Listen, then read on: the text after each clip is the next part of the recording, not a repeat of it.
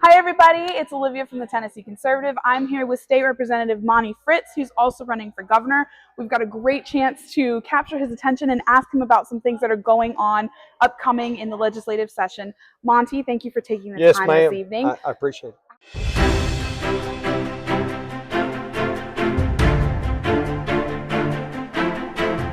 Absolutely. So we've been off for a week. Yes. Have we extended the bill filing deadline? February 3rd, February 3 3rd. p.m., I think. Okay. Olivia, I think. So we did extend that Yes, a little ma'am. bit. So Yes, we still ma'am. have some time to get some of those bills that are Yes. kind of late on the cusp. Yeah. Okay. So talk to us about you're running the grocery sales tax bill. Yes, ma'am. And Yep. that would remove basically the tax on almost all food products, Well, right? it would remove the grocery, the 4% state sales tax on those items that qualify for WIC. Mm-hmm. And so let me tell you why I did that. It's the same bill I carried a couple of years ago. Mm-hmm. It removes a burden from the grocers. They don't have to reprogram anything. So, like, I'm not eligible for WIC, but if this were to pass, then those same items that are on the WIC list, I would enjoy not having to pay the 4% tax on them. Absolutely. And so it had a couple of years ago, I hadn't seen the fiscal note on this one yet. It was about $150 million, 147, 146. F&A does a good job with that overall. But I think that those dollars for most Tennesseans will go right back into the economy and earn revenue. I doubt whether we're going to see much of a loss in state revenue as a result of that. And I think we're going to help every Tennessean.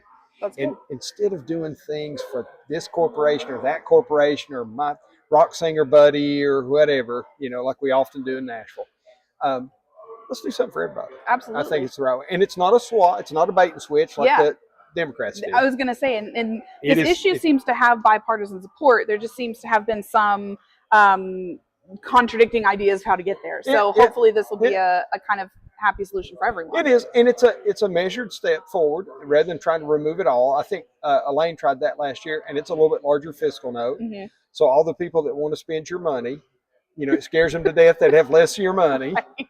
So this one it's a little bit less of your money.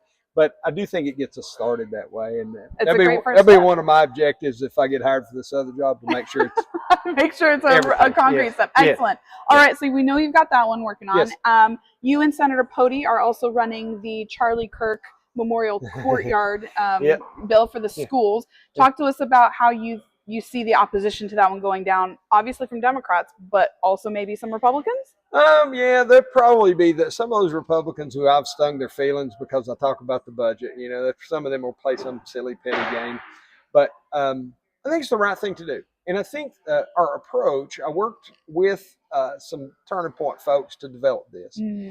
And, there's going to be a bunch of those. This is the one that you said someone had proposed a road and it evolved into like Charlie Kirk Road, and then it actually evolved into these courtyards, correct? They had offered several different ideas. That's right. And making a Charlie Kirk Boulevard or something like that. Mm-hmm. And we thought, well, wait, most of the crazy radical behavior was on our college campuses. So let's remind those crazy leftist Marxist radicals that want to threaten our college students every time they walk past the Ten Commandments, the Declaration of Independence, the Declaration of Rights.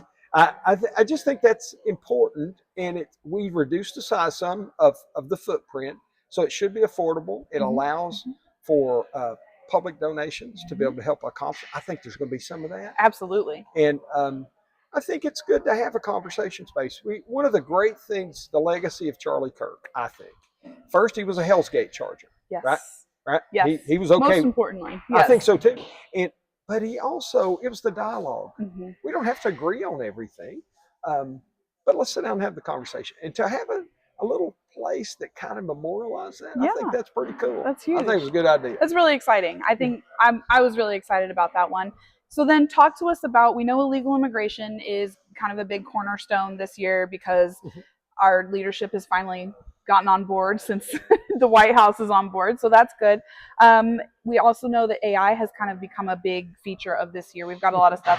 But what are Representative Fritts's priorities for this year? What are you looking at going into this legislative session? Let's go back to the illegal aliens first, because, we kind of led the way in the nation with that. Mm-hmm. House Bill 1872, I think we led the entire nation. I don't think anybody else addressed a violent crime committing by an illegal is being life in prison with no parole. Yes, definitely. And I think that considering residency status for bond is a huge thing. We did that, right? And I think we ought to. I wish our DAs and courts would exercise it. Y'all just had an article come out. Yes. Some crazy illegal had committed some violent crime and fired off shots, knocking off a liquor store or something, and he got 11 years. Yeah. Let me just say to the camera, what are you people thinking? Why didn't you lock this guy up until hell freezes over or until they deport him? Yep. That's what we want. Ideally, the second one, right? Yes, Goodbye. yes, exactly. So after all that drama, I think House District 32 led the state in this. We got some pushback. You know, we did Article 3, Section 5 thing, and of course, Governor Lee didn't see fit to exercise it to help Texas and send the message on the illegals. Hopefully, all these people have repented now. They realized I was right. Most importantly. Well, no, but the only thing I like better than being me is being right. Well, that's I was right about those things. Legislative priorities. I still want to get this non-essentialism bill through, Olivia. Governor's office has fought that for 3 years hard.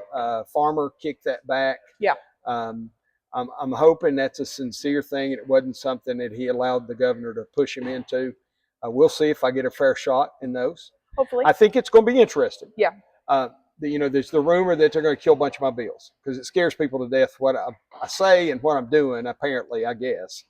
I don't know why. But I think that we've passed legislation in 4 or 5 areas that led the entire nation. So I think some of my colleagues are going to have to come to this epiphany. Did I run out of good ideas?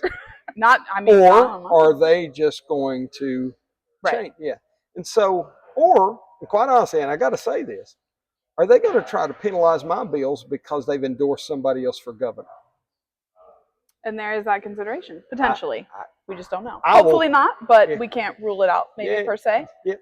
Okay. Other legislative priorities for this year, of course, the property tax thing's a big thing. Yep, that's a big one. This is year 2 of that having to go through the legislature before it's on the ballot, right? No, this is the one I'm carrying. So the one you're referring to is the state property tax, which is it's a good thing to do. I'm glad Tandy's doing it. It's kind of been a non-issue, and the way these people want to spend our money, we better nail that down. Right. So I agree with them in doing it. But I want to get rid of the unrealized capital gains tax.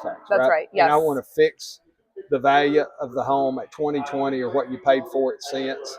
And I don't want Tennesseans, citizens, U.S. citizens, to be evicted because they're delinquent in their property tax. And if they've owned the house for 10 years, why would we ever kick them out? Absolutely. And that's kind of the way we've got it written now. Those are big to me.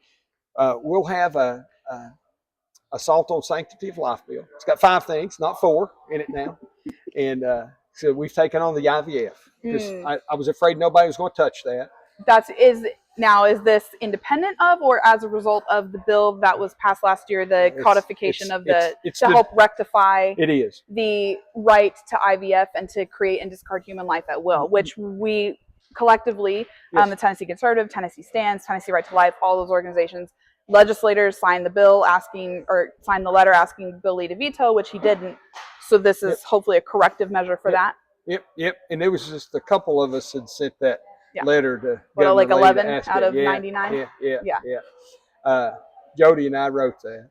But anyways, I think that to discard or destroy a fertilized egg as a part of the IVF process is murder. And it basically will have that. Yeah. And it's a caption now. We're still working to try to get the language in. And then the other categories, transgender surgeries, rape, human trafficking, and abortion. And I think we've got to draw that line in the sand. So that's a big one. We're going to take on obscenity and pornography in public places. All right. And the way this bill should come out will be this, that if you go into what I'd call a house of ill repute, like a strip club or something, that you have to go past a sign that says you may be contributing to human trafficking, sexual assault, and family violence. Because I can point to data that says that people that participate in those industries may be in well doing that. And books and tapes and all those kinds of things, these ugly scores, I think that those books need a warning label on them and those tapes need a warning label on them just like a pack of cigarettes. Interesting. Yeah. Yeah. Let's That's remind them that this is a pathway to create hell. a deterrent. Yeah. It's a pathway to hell. Absolutely. Yes. Sounds like you got a lot of interesting stuff coming down. We are trying our best to keep track of everything that you got going on. 2 gun bills. 2 gun bills. Yep. We're taking on this intent to go armed. Yes. Right. And that one's filed now. I don't remember the number, but it's filed now. I think we're tracking that for everyone watching, but I'm not 100% sure. If not, I'm sure we will be. And then you'll see another one filed next week that would also take on the intent to go armed. I'm hoping this first bill is successful. But it adds in some other things. Campus carry. Why should you, as a 18, 19-year-old young man or young woman, forfeit your right to keep and bear arms just because you want to go to college? You shouldn't. You should be able to protect your private property with firearm.